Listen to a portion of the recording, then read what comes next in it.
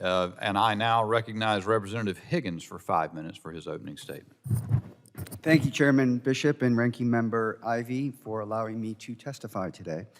I served on this committee for 3 terms, and it's good to be back. My name is Brian Higgins, and I represent Buffalo, Niagara Falls in Western New York in the House.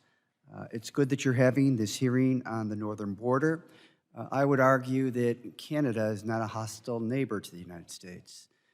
We share a history that is strong. In fact, on 9/11, when the airspace in the United States was shut down, 37 passenger planes landed in Gander, Newfoundland, a town in Canada of about 7,000 people, and there were about 7,000 people on those planes.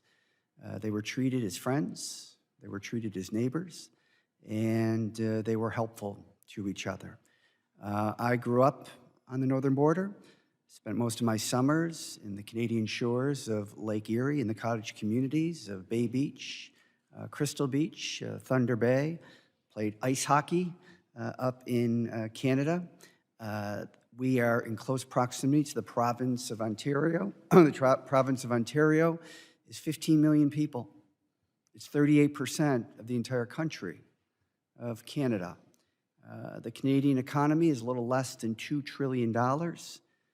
They value worker rights, they value human rights, they value environmental rights. The American economy is about $23.5 trillion. We value the same things. My Western New York economy is deeply integrated economically with Southern Ontario. Our life qualities are integrated. We need to have a border, which has been said is 5,500 miles long, with 120 land ports of entry that is safe and secure, but we cannot characterize our northern border and our northern neighbors as hostile. You know, if you look at places throughout the world, in the Middle East, in Eastern Europe, in the Indo-Pacific, it's surrounded by hostility and instability. We, in North America, are surrounded by fish and friends. And I think that we need to recognize that relationship. I think we need to celebrate it. Yes, with good border protection, as my colleagues have said. We need to treat our Customs and Border Protection agents as the professionals that they are. We need to make sure that they're properly supported and that they are properly compensated for the work that they do. As my colleague from Pennsylvania, Mr. Kelly, has said, it is unacceptable. It is unacceptable that people who are hired on the northern border, who live in close proximity to it, are forced to go to the southern border. It's not good policy. It's not good practical sense, because a lot of those people end up quitting. So we lose those resources altogether.